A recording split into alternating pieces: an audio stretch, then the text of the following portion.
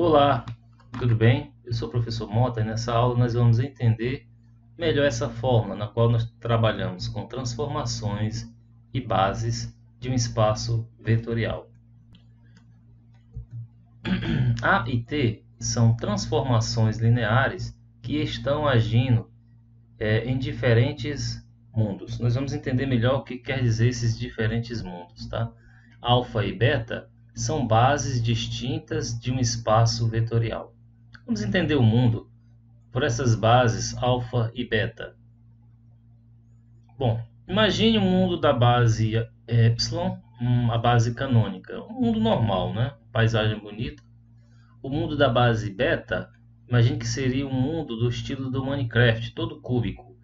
E o mundo da base alfa seria um mundo assim retorcido, tá?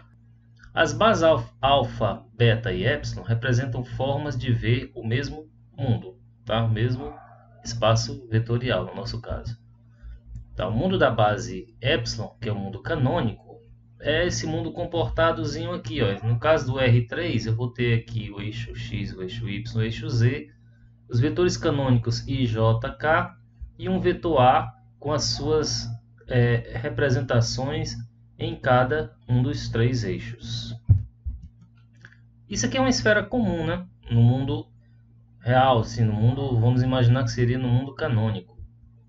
Esse aqui é o mundo da base beta. Foi colocada essa figura aqui só para dizer que há uma modificação nos vetores canônicos, né? I, J, K, eles estão em outra posição e o vetor A ele vai ter uma outra representação, tá certo? Então esse aqui no mundo da base beta, o que é que nós teríamos? Uma esfera seria mais ou menos isso daqui, né?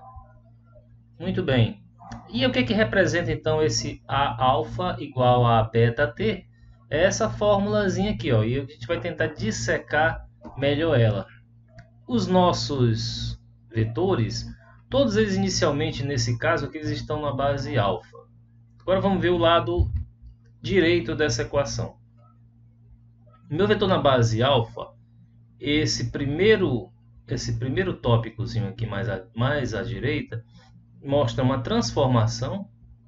Dessa transformação ele já é levado da base alfa para a base beta. Depois ele é aplicado a uma mudança de base. Da base beta, ele só vai então ser levado para a base epsilon. Então é um vetor que começa na base alfa e finaliza na base epsilon. E a transformação é feita nesse primeiro passo aqui. Ó. Você tem uma mudança de base e uma transformação ao mesmo tempo.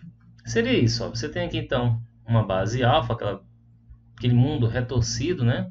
Você tem aqui a base beta, que é a base lá do mundo do Minecraft, e você tem a base epsilon canônica, uma base normal, vamos dizer assim. Então, imagine que você tem um cilindro nesse mundo retorcido, um cilindro retorcido, nada mais natural do que isso, né? E esse cilindro retorcido, quando ele vem, então, quando ele é levado e transformado na base beta, veja que essa primeira representação, ó, além de ser transformado, ele ainda muda de base, ele vai mudar o mundo dele, né?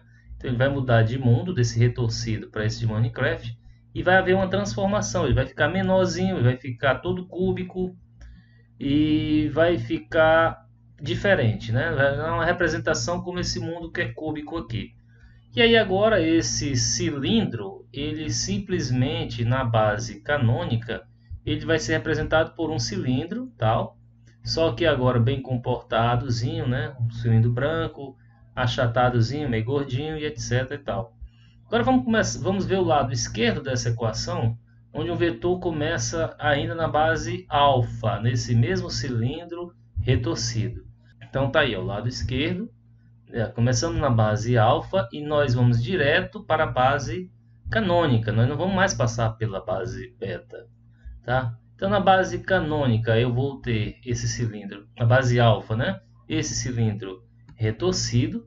E o que acontece agora? Nós vamos passar direto para a base canônica. Passando para a base canônica ele vai perder esse retorcido, né? Ele vai ser um cilindro de mesma altura aqui assim, ó, de mesma largura, tal. Só que ele agora está sem esse retorcido dele, ele está na base canônica. E aí depois ele vai ser feita uma transformação, ó, essa segunda parte aqui, ó, E a transformação então é feita aqui no final, né? A transformação já na base epsilon. Ele tem esse formato cilindro branco, então o que acontece é que ele fica mais achatado e mais gordinho, tal qual era naquela situação anterior. Você vê que o final é sempre o mesmo, o caminho é que vai ser modificado, tá? Então, aquilo ali são linguagens figurativas, né? Mas o que seria realmente no espaço de eixos coordenados? Coloquei no exemplo aqui do R2, você tem aqui a base epsilon canônica, 90 graus, bonitinho, o eixo das abscissa, o eixo das ordenadas. E a gente tem aqui mais à direita a base alfa, é uma base onde o x está um pouco inclinado, do mesmo jeito o y, e assim os eixos cartesianos estão todos inclinados ali. Nesse caso aqui, veja só, um retângulo na base canônica. Esse retângulo é um retângulo que está aqui no primeiro quadrante, tal, ele está obedecendo a direção dos eixos, né, bonitinho e tal. E aqui na base alfa ele segue essa inclinação, tanto do x como do y. Nós temos no primeiro caso um retângulo na base canônica e nesse mais à direita, nesse segundo caso, um retângulo na base alfa.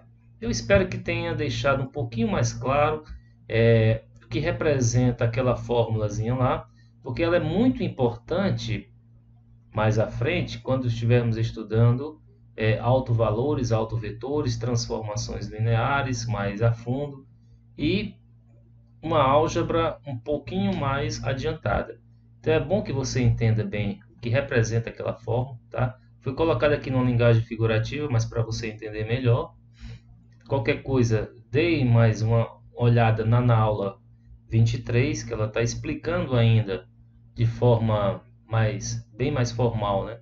O que representa aquela fórmula lá, para você entender e avançar no conteúdo. Então, um abraço, até as próximas aulas.